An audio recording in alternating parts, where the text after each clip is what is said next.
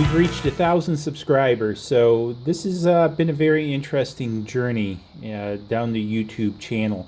So I started this basically for a bit of an experiment, if you will. But before I get there, let's go ahead and watch a little bit of a time lapse of this being printed. I printed this on the Fabricator Mini, and I printed it with no supports. The zeros were pretty easy. The one is rather interesting. However, when you watch the video, it looks kind of nasty with the one. However, I just popped that stuff off and that you see in the video, and it came out pretty good. So anyways, let's watch the 1,000 subscriber video time lapse, and then we'll come back and I'm going to do a little bit of a vBlog here on YouTube, this channel, the future, and a couple other things. So time lapse.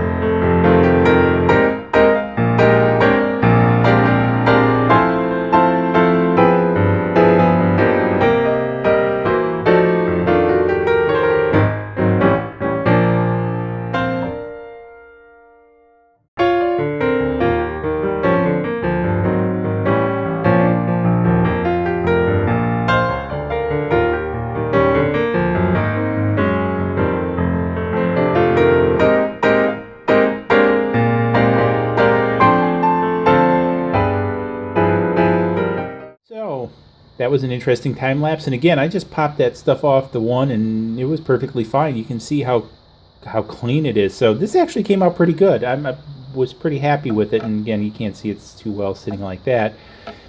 However, I can sit this on my shelf and remember this day of reaching 1,000 subscribers.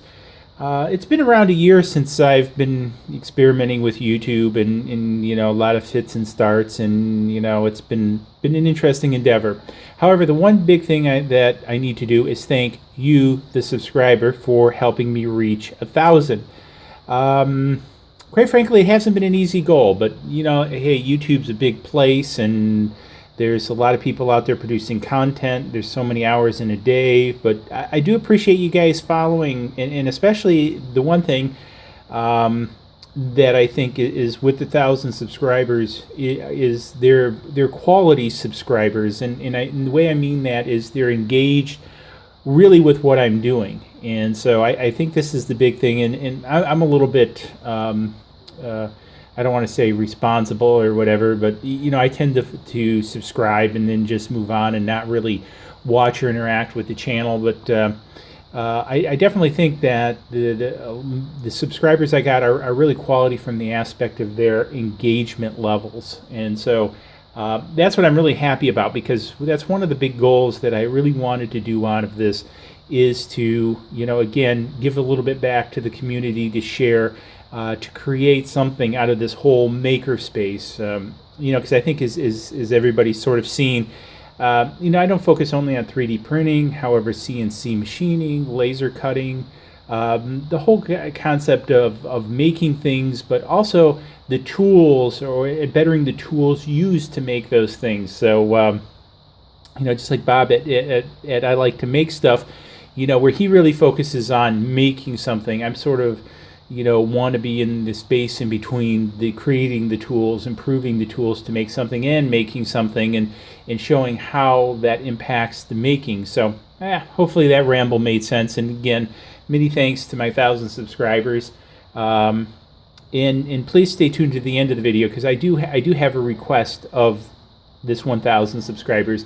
However, before I get there, there's another group I really have to thank too, and that's the other YouTube producers who've really inspired me into this space. So first and foremost, I think it has to be Chuck Hellebuyck, because I started out 3D printing. Really, this journey started out with 3D printing. I had the CNC machine. I've had that for many, many years, but I used it in a small hobby business many moons ago, which sort of went by the wayside as times changed. And, I decided, a year ago to get into 3D printing, and that would be a good substitution for CNC machining. And I ended up picking the Da Vinci printer, right, wrong, or indifferent. And that's what I ended up with. And when I went to YouTube, one of the first channels I found, actually the first channel I found, and it focused on the Da Vinci printer, was Chuck's. And so I subscribed right away. And Chuck put out a lot of good content, as he still does today, on the Da Vinci.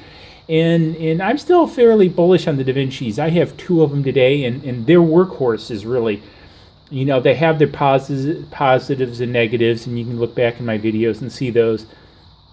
However, the one thing I can say about the Da Vincis is they pretty much just work. Like any other 3D printer, they have a few bobbles in that. However, they are turnkey. And I print what I call sort of my production stuff on the Da Vincis. What's production things? Things that I just need to get printed that are part of something else.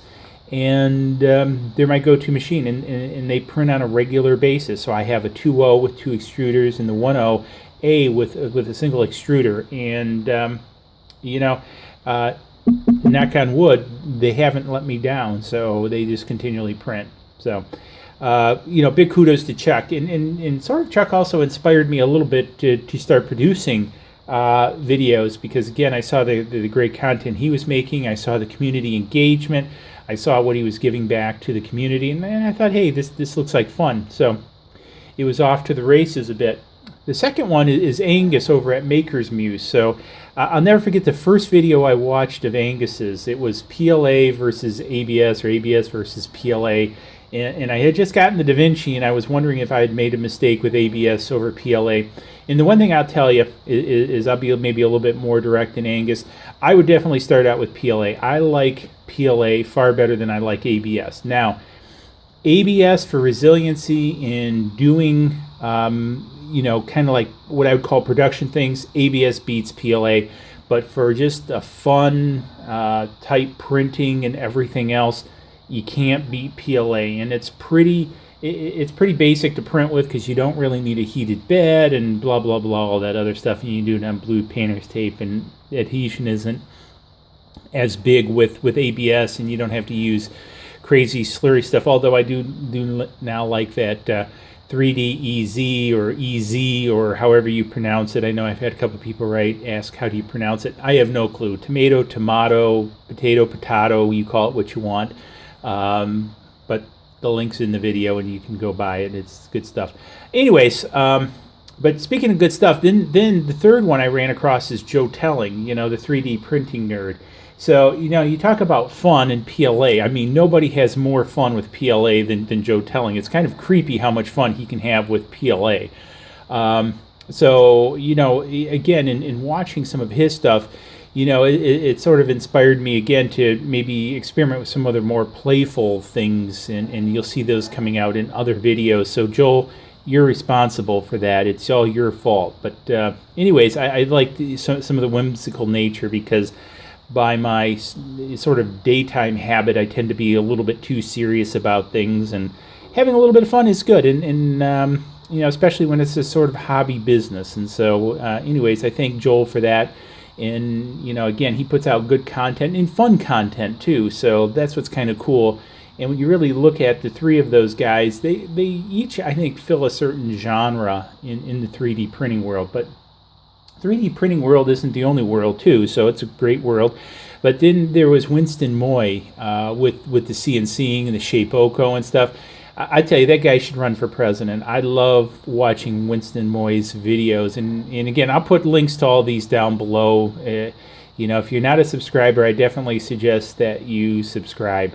So, again, watching Winston's videos and the methodical nature he takes towards different things is just amazing. The guy appears to be super talented, and so again, I can't give him enough kudos for that. And again, if he ran for president, I would definitely vote for him. So on the laser cutter side, I really haven't found, there's been a few that I found interesting and yada yada yada. But nobody's really stood out. And the laser cutter is a little bit different of a beast, if you will.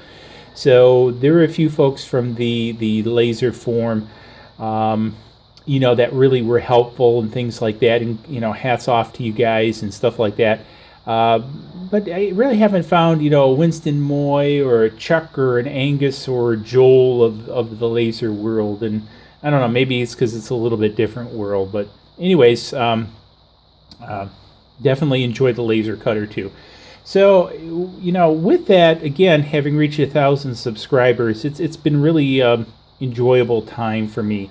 Also, maybe nobody's really directly asked this, but one of the pieces I'm sure people wonder is from the point of view, when you look at most of these folks, they're all in front of the camera. I'm not so much in front of the camera guy, partly because of the day job and some of the other commitments I have, and associating myself directly with this type of activity. I know I say it's questionable, but it just makes it easier in my day job. Plus, the other piece is most of these videos I shoot at really, really odd hours. I work European, while I'm in America, I work European hours, and so most of these are shot like really, really early in the morning, and I mean really, really early in the morning, and you don't want to see me that early in the morning. The other thing is sort of like EC Projects, which I forgot to mention, sort of another generic electronic inspiration in this arena. He shoots things from a point of view perspective, and I kind of like that. And there's a couple others that actually shoot from that perspective, and so so I just sort of adopted this as my genre anyway.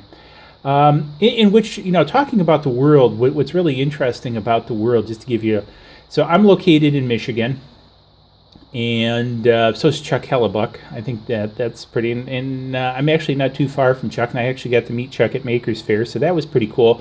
But then you have Joel, who I believe is out in Seattle, and one of the things with my day job is I've spent, and I do spend, a fair amount of time in Seattle because part of the company I work for during the day is located in Seattle. So I spend a lot of time out that way. And then, interestingly enough, Angus with Makers Muse is down in Australia.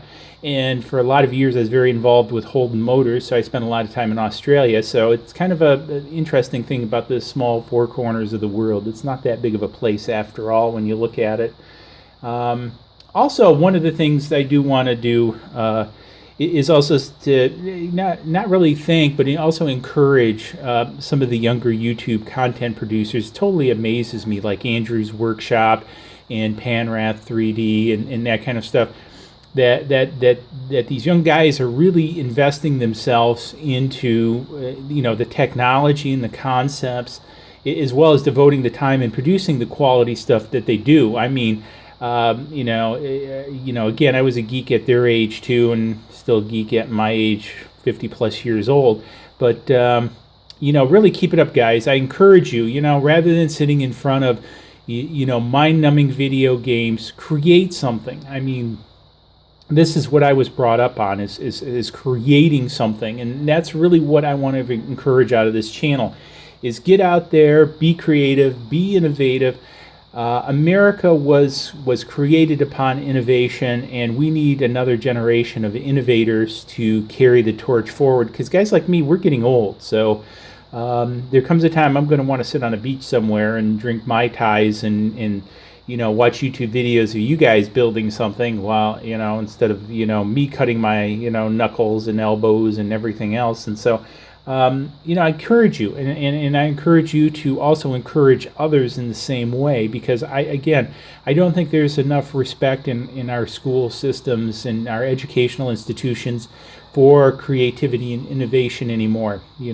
I was a child of the 60s where, anything was possible. We could go to the moon, we could do this, that, and the other thing. And I think, that's one thing that is being missed today in the world in general, is people that understand that we can do this, that, and the other thing. So, again, I encourage you to keep it up, spread the word. And again, that's what I'm trying to do a little bit here with the 1,000 subscribers and hopefully more, spread the word. Which kind of gets me, now that I've rambled for quite a bit, into the sort of the last part of the video is for this 1,000 viewers. what I'd like to do is add another 0 behind this. I would like to extend the maker's message to 10,000 viewers, not just 1,000 viewers. So what I would ask of these 1,000 viewers, I'm not going to ask for money. I'm not going to ask for thumbs up. I'm just going to ask you to share this channel with at least one other person, and ask them to share this. Makers know makers, and so makers also share. So that's one of the big things that I will ask of you is please share this video. Please share your comments of what you would like to see. Because if you'd like to see it, maybe I'd like to see it too, and I'll do a video on it. And I think that's one of the important things. So, you know, so much feedback I've gotten from you guys have taken me in different directions, which has been really cool. And if I sat in the silo and just said, well, I'm just going to do what interests me, well, okay, that's one thing. But, you know, again, the idea is this for me to learn too, and for you guys to share. And again, I've really got some great subscribers that have given some very strong feedback, great ideas. And so, anyways, please help me make this 1,000 into a 10,000. I can't wait to print out the 10,000 version of this and just add an extra 0 to it. So, again, hey, subscribe to the channel. Give it a thumbs up if you liked it. If you didn't, hell, don't give it a thumbs up. I don't really care. But I do appreciate you as a subscriber and know that's very important to me. So, cheers. Please click like below and subscribe to the channel to keep up to date on all of our projects.